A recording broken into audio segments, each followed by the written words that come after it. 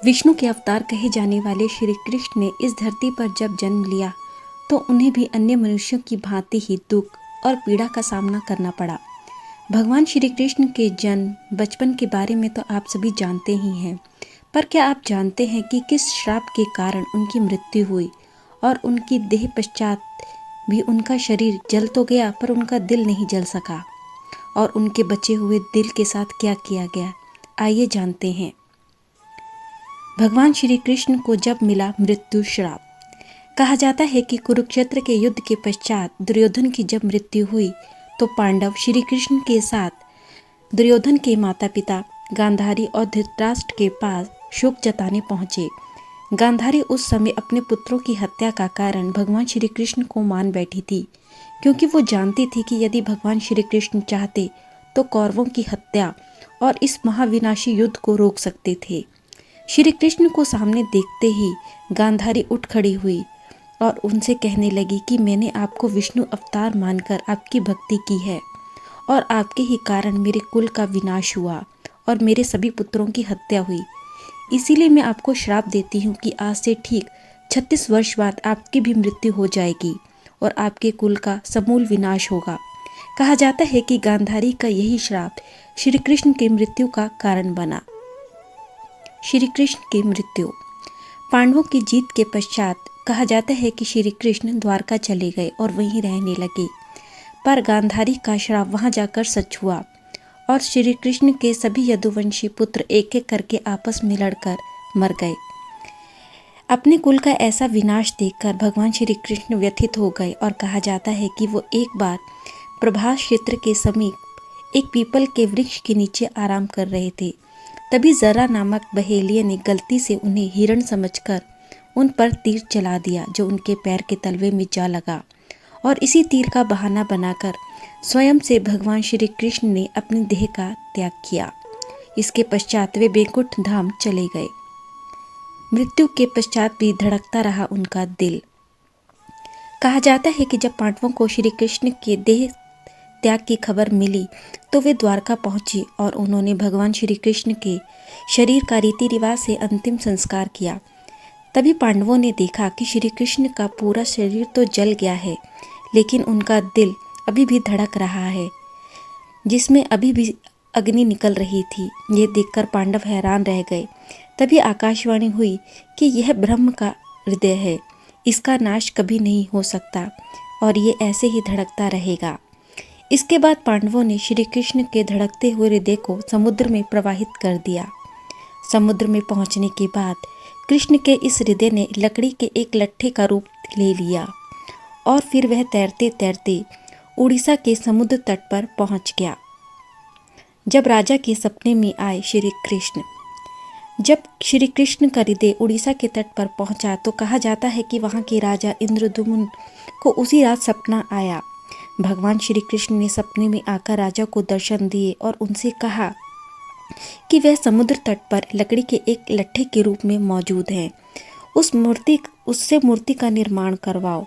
जब सुबह उठकर राजा समुद्र तट पर देखने के लिए पहुंचे तो सच में लकड़ी का गट्ठा देखकर वे हैरान रह गए। इसके बाद राजा इंद्रद्युम्न ने लकड़ी के उसी लट्ठे को लिया और विश्वकर्मा की मदद से भगवान जगन्नाथ, बलभद्र और सुभद्रा की मूर्तियां तैयार की और फिर उसे उड़ीसा के पुरी मंदिर में स्थापित करवाया। मूर्ति में धड़क रहा है श्री कृष्ण का दिल।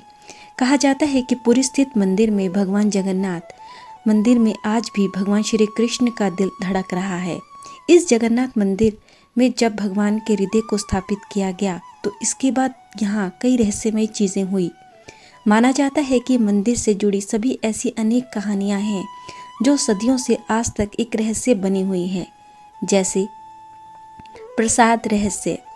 जगन्नाथपुरी से मिलने वाले प्रसाद को महाप्रसाद कहा जाता है। ऐसा माना जाता है कि यह एक खास विधि से उपयोग किया जाता है। चूल्हे में रखे गए यहाँ प्रसाद बर्तनों में से खाना सबसे पहले नीचे की बजाय ऊपर से पकना शुरू होता है। लाखों भक्तों के आने पर भी यहाँ प्रसाद कभी कम नहीं पड़ता, पर जैसे ही मंदिर के कपाट बंद किए जाते हैं प्रसाद भी खत्म हो जाता है। यानी आज तक इस मंदिर में बने प्रसाद का एक कण भी बर्बाद नहीं हुआ। मंदिर के ऊपर कभी नहीं बनती उड़ते पक्षी। माना जाता है कि जगन्नाथपुरी मंदिर की सुरक्षा गरुड़ पक्षी करता है। इसे पक्षियों का राजा भी कहा जाता है। यही कारण है कि अन्य पक्षी मंदिर के ऊपर गुजरने से डरते हैं। दिलचस्प है कि मंदिर के ऊपर एक 8 धातु चक्र है जिसे नीले चक्र के रूप में जाना जाता है। मान्यता है कि ये चक्र मंदिर के ऊपर से उड़ने वाले जहाज़ों में रुकावटें पैदा कर सकता है, इसीलिए विमान भी इस मंदिर के ऊपर से नहीं उड़ते। रहस्यमय प्रवेश द्वार।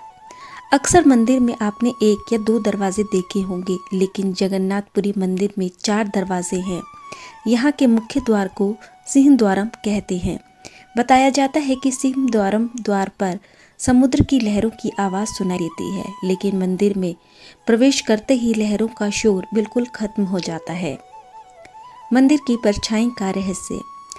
214 फीट मंदिर की परछाई आज तक किसी ने नहीं देखी। भगवान जगन्नाथपुरी का यह मंदिर का ऊपरी हिस्सा विज्ञान को भी चुनौती देता है, क्योंकि दुनिया में हर किसी चीज़ की परछाई बनती है, पर यहाँ उल्टा है। यहाँ के मंदिर की आज तक कभी कोई परछाई नहीं बनी। विपरीत हवा का बहना। मंदिर के ऊपरी हिस्से पर हमेशा एक ध्वज लहराता है जिसे हर दिन बदला जाता है, और कहा जाता है कि अगर किसी भी दिन यह ध्वज नहीं बदला गया तो मंदिर अगले 18 सालों के लिए बंद हो जाएगा। इस ध्वज का एक रहस्य यह भी है कि ये मंदिर की हमेशा उल्टी दिशा में ही बहता है। हर 12 साल में बदली जाती हैं मूर्तियाँ। इस मंदिर में हर 12 साल में भगवान जगन्नाथ, बलदेव व देवी सुभद्रा की मूर्तियों को बदला जाता है। ऐसा करते समय पूरे शहर की बिजली काट दी जाती है। केवल पुजारी को ही मंदिर के अंदर आंखों पर पट्टी बांधकर जाने की इजाज़त होती है। पुरानी मूर्तियों की जगह नई मूर्तियां लगा दी जाती हैं, लेकिन एक ऐसी चीज़ है जो कभी नहीं बदली जाती, और ये है ब्रह्म पदार्थ। ब्रह्म पदार्थ को पुरानी मूर्तियों से निकालकर नई मूर्तियों में लगा दिया जाता है। मान्यता है कि इस ब्रह्म पदार्थ को आज तक किसी ने नहीं देखा। यदि कोई इसे देखेगा तो या तो वे व्यक्ति अंधा हो जाएगा अथवा उसकी मृत्यु हो जाएगी। मूर्ति बदलने वाले कुछ पुजारियों की माने तो वे कहते हैं कि हाथों से मूर्ति बदलते समय उन्हें ऐसे आभास होता है जैसे कुछ उछल रहा हो या कोई ऐसी चीज़ है जिसमें जान है। जगन्नाथपुरी मंदिर के ये रहस्य वैज्ञानिक कथन से परे हैं। विष्णु भगवान के 8वें अवतार श्री कृष्ण को समर्पित यह मंदिर भक्तों की आस्था का प्रमुख गढ़ है, जहाँ लोगों की भगवान के प्रति सच्ची भक्ति, प्रेम व आस्था देखने को मिलती है।